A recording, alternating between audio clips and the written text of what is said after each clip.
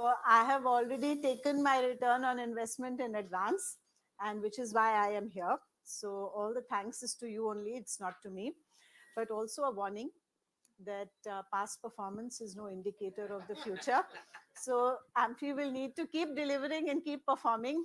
नहीं तो अगले साल शायद पिछले साल हमने एक बैन किया था AMFI की कोई इवेंट थी, हमने कहा हम नहीं जाएंगे क्योंकि कुछ तो हुआ था.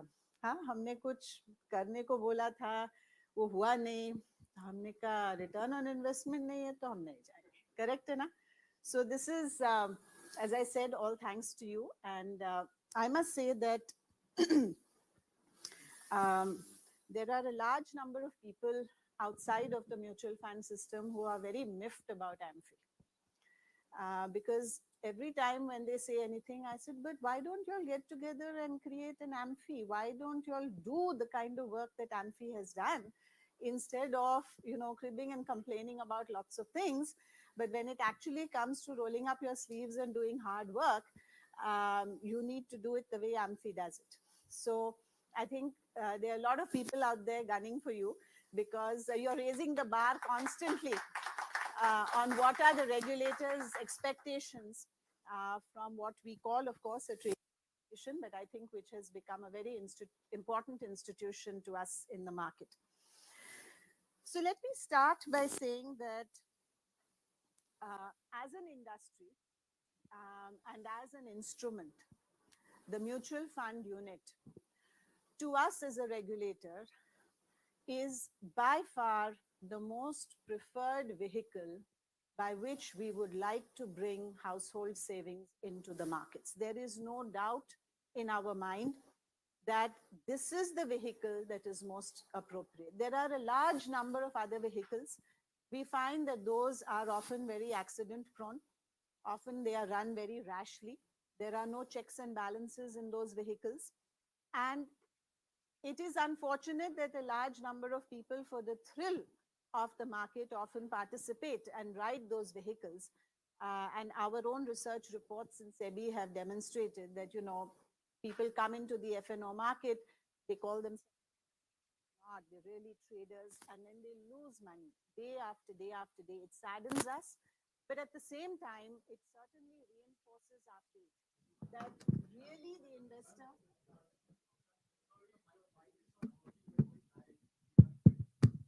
Okay, give me a moment.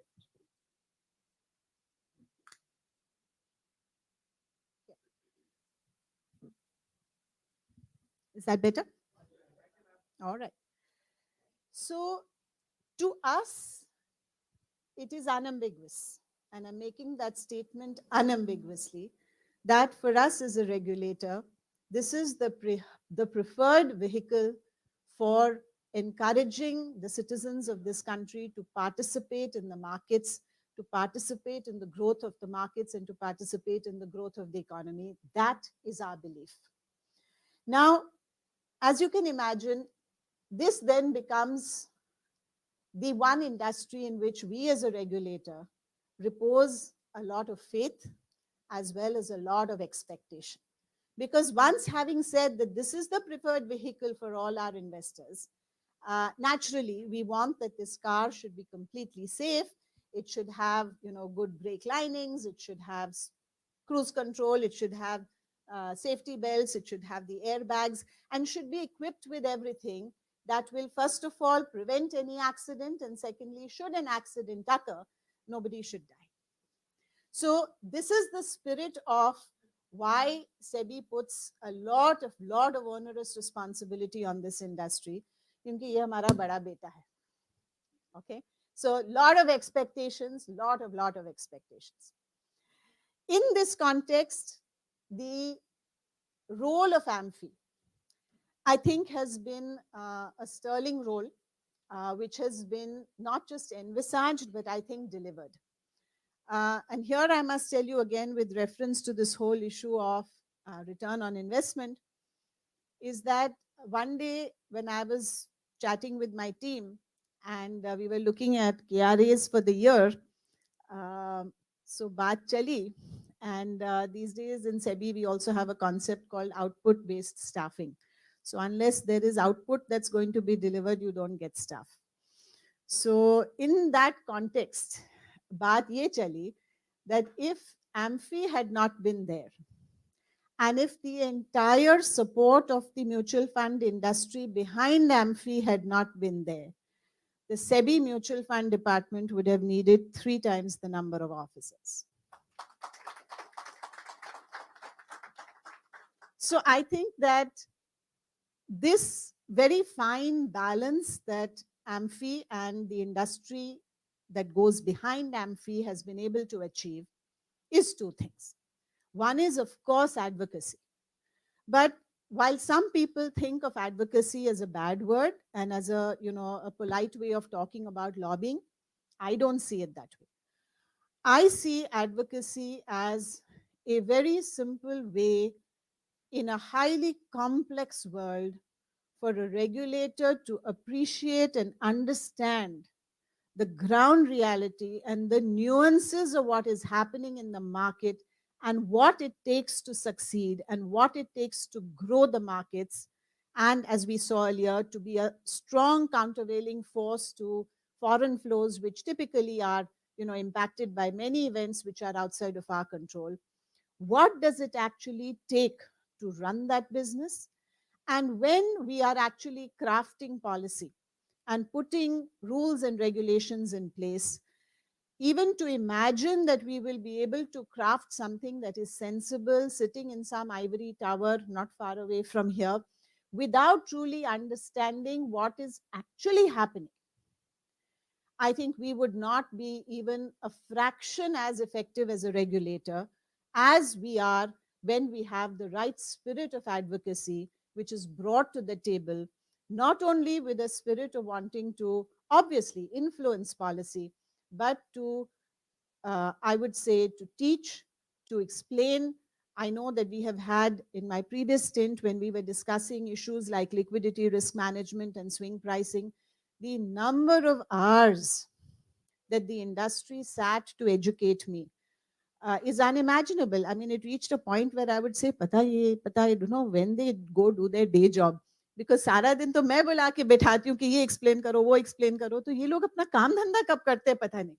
But that is what it takes for a regulator to be well informed and continuously well informed, because it's not, okay, एक बार समझा दिया, चलो हो गई बात.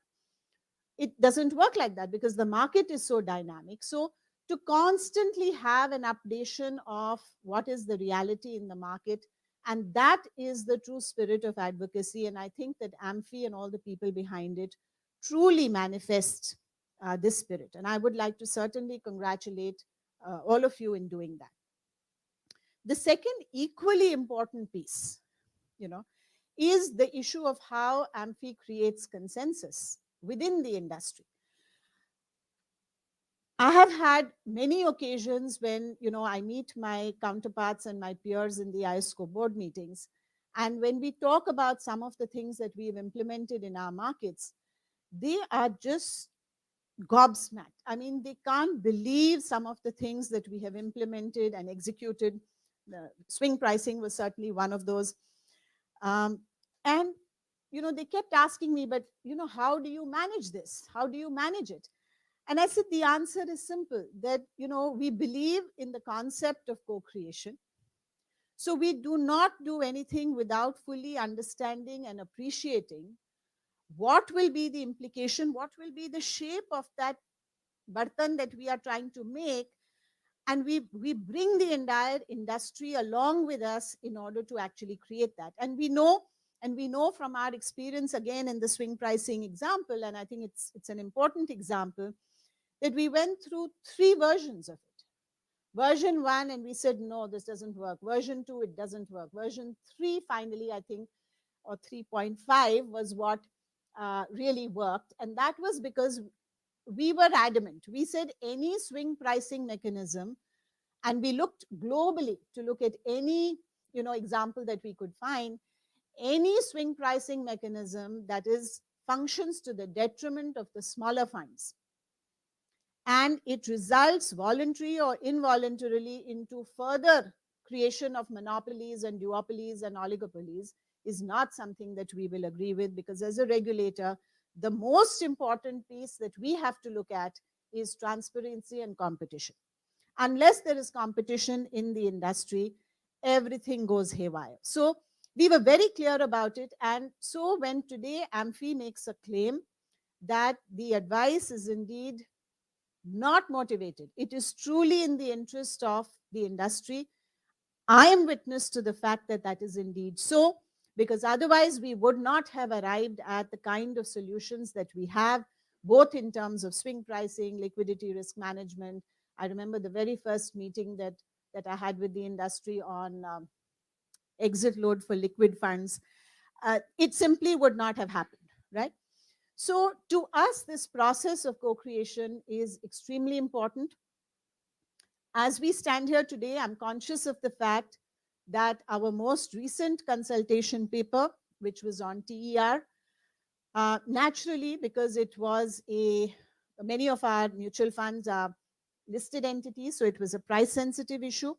So as you would have noticed that we went out of the normal way in which we do it on two counts. Number one, we issued a press release before we actually started the consultation, because the market should know that this is a price sensitive issue. The second was that we are now engaging with the industry post the consultation paper. Normally, most of you know, these consultations happen in the advisory committee in great depth. And the consultation paper that comes out is a co-creation product. But because this was price sensitive, that process could not and should not and could not have been undertaken at that stage. It needed to be public. And now that it is public, and yes, that process of co-creation is at a somewhat later stage than this, but that process is now on. And as usual, we are very confident that, SEBI follows a philosophy of it's not your opinion or my opinion, let's look at the data. So as and when the industry, and we urge them to do it quickly rather than later, presents us with the data that they have. We have worked on our data, but there are some differences. We often don't have granular data that the industry has. And so that will emerge again. But it's the spirit, as I said, of co-creation that we follow in everything. Sometimes the stages may be a little bit front and back, but that's the spirit that the regulator follows and will continue to seek to follow, simply out of enlightened self-interest, because we know that the world is such a complex world. And if we don't really take on board the views and perspectives and understanding and nuances and data from the industry, we'll probably end up making fairly terrible regulations, which is not our intention, as you can imagine. So I think that where we are today as an industry, we have a very, very strong foundation. I think it's taken us a few years to sort out, particularly on the fixed income side. Post ILFS, post COVID, we had seen that there were some vulnerabilities in the system. I think they have been systematically addressed. And a lot of the structural reform that we felt was required in the industry has been undertaken and executed. Now is the time to build the superstructure on top of this. So I certainly believe that the 40 lakh to 100 lakh should happen. There should be no reason for it not to happen. We would certainly like to support you in that effort. I think the only thing that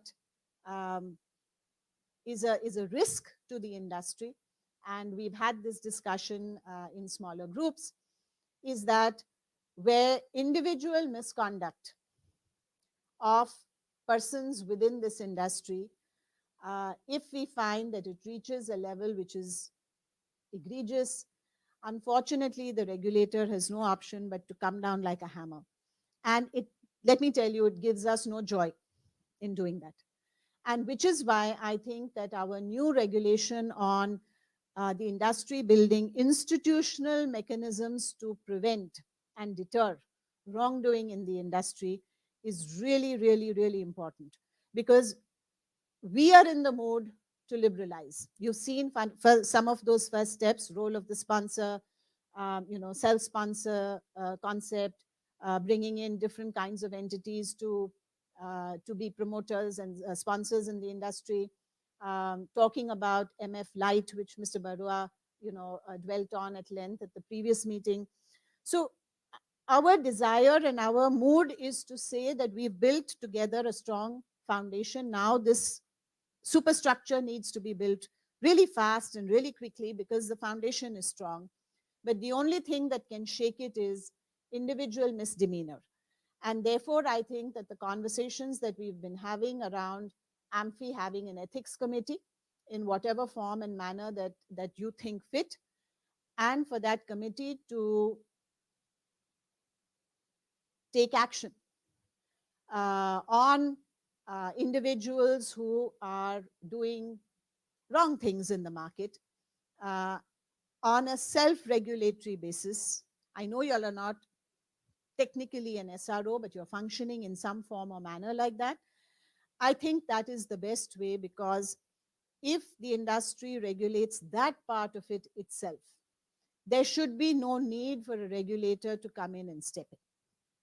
But if we find that that self-discipline is not there, and with all of these, tens of lakhs of crores at stake, and with the trust of so many crores of our citizens, as a regulator, we simply can't allow that to happen. So, very often these bad apples are there. And because I've been in your shoes, I've been on your side of the table for long enough, I know that usually people know. Okay, there have been many marquee cases which came out as scandals, and when you opened the newspaper and you read it and you said, yeah, well, he got caught now.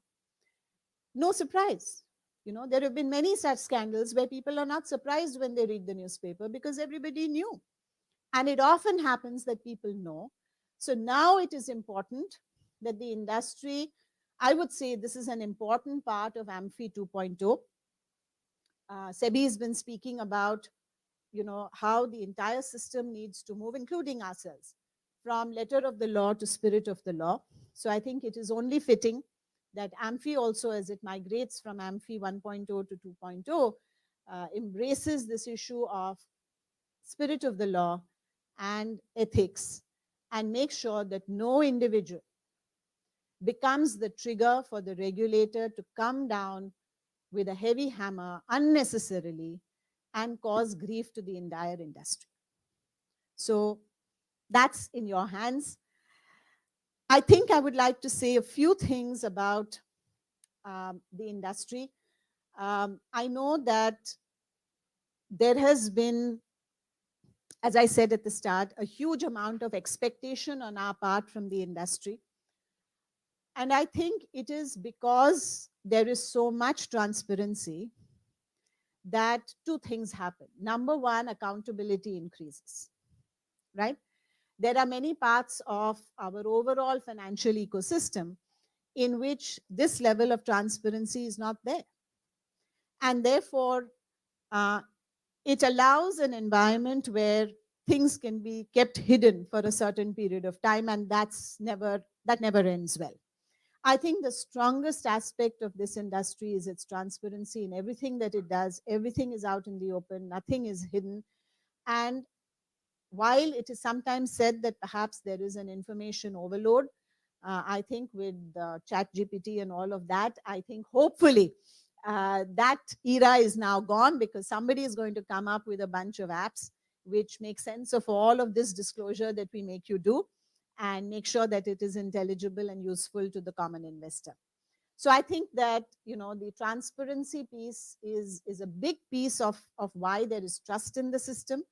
And I would urge all of you to really look at using two things in order to guide you on this journey of even greater transparency. The first, as I said, and this whole issue of ethics committee, etc., is the question of what does your moral compass tell you to do? And at the end of the day, I think the good thing is the industry is now mature enough, and the people who are in charge, okay, I think all of you have reached, like me, a certain stage in life where, now certain things don't matter, right? आप कितना पैसा कमा लोगे, कितना stock option ले लोगे, और उसके साथ करोगे क्या? Okay, So there is something which is a higher calling to say that you are leaving behind a world which is better for your children. I think none of us have yet reached grandchildren, but wo bhi ho jayega very soon. So what kind of world are we leaving behind? Just like, ESG is important, what kind of world are we leaving behind for our children?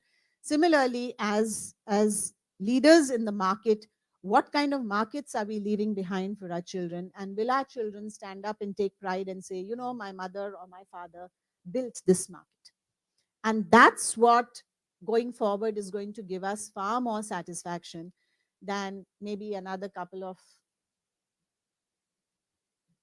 I don't know, whether to say tens of crores, hundreds of crores in stock options. Pata nahi aajkal kya chal raha hai. But whatever it is, we all know finally it doesn't matter. Kahan leke jana hai. So this is really an important piece I want to leave with you. And even more importantly, I think everybody inside and outside of SEBI knows that I place my trust in technology.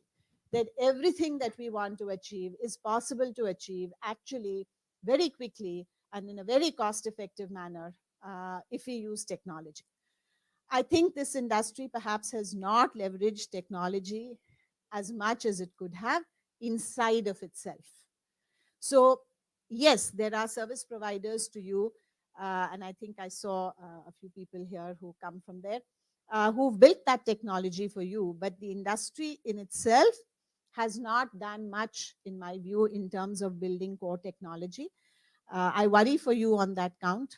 I worry that, today value migrates to where value resides, and value resides where data resides, where technology resides. And unless the industry really starts to think carefully about the use of technology, whether it is at an individual level, and I'm sure all of you are thinking about how that is to be done, but also in terms of at a collective level, because as I said, since AMFI is a shining manifestation of collaboration, the use of RegTech, the use of various other ways of coming together, saving on the costs, particularly when it comes to compliance, because as we were discussing a few days ago, the competition is in the market. But compliance, you have only one common enemy, which is sitting on the front row here. So you can all collaborate and cooperate to face this one common enemy of this regulator. And so there's no competition in compliance. There's only all the benefits of collaboration in terms of compliance. So I would urge you to invest in the systems, invest in the technology to make that happen. With that, this is my hope that this is where we're all going to be headed. There is, as it is, we have a very bright present. I won't say only a future, but there is an even brighter future, particularly, I would say, in terms of financial inclusion, which is very, very close to all our hearts. We all, most of us belong to very privileged backgrounds, and we know in our heart of hearts that the real mission will not be achieved unless that stage of financial inclusion and that stage of really bringing and creating wealth in the hands of those who are not as fortunate as we have been. Unless that is achieved, our victory is a bit hollow. But ending on a lighter note, I could not resist this cartoon. I think the industry often feels like that kid, he's the smartest kid in the class. So the teacher always calls upon him to answer the toughest questions. Okay. Now he often feels like opting out, like, can you just like pick on somebody else, please? So I'm sure that that's often how it feels. But the reality is, you all are actually the brightest students in this class. And therefore, whether it is in terms of transparency, in terms of, structural robustness, that is something that you have both at the industry level as well as in terms of the way that AMFI functions. So yes, we are going to continue to call you up to answer the most difficult questions. And and the beauty is, वो कहते हैं ना, जो काम करता है, he is rewarded with even more work. So काम भी करते जाता है, फिर उसको और काम मिलता है, फिर उसको और भी काम करना पड़ता है. So that's in short what I wanted to say. And hand over to whoever is next.